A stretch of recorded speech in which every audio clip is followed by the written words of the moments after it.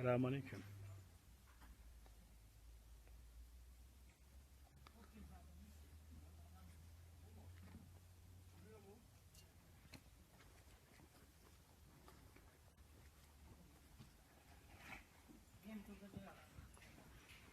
Ay maşallah.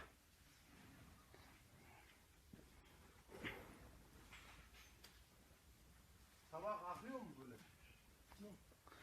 Abi bu çadır telleme yapmaz abi. Bunda astar var, keçe var, yalıtım var. He. Bu yapmaz. Yalıtım yapmaz bu çadırımız. Telleme yapmaz. Maşallah maşallah. Ay maşallah. Bak.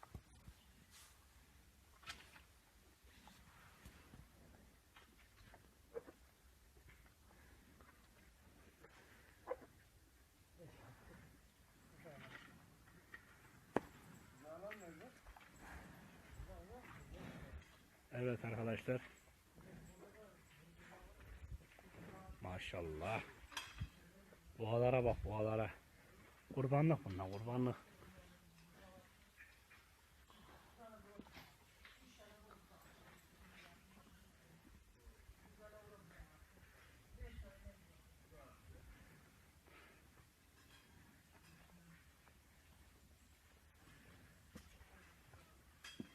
Evet arkadaşlar.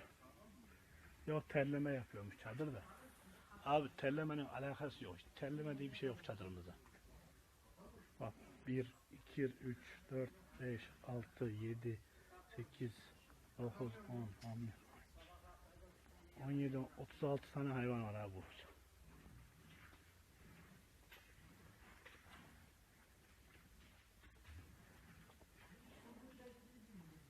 Maşallah.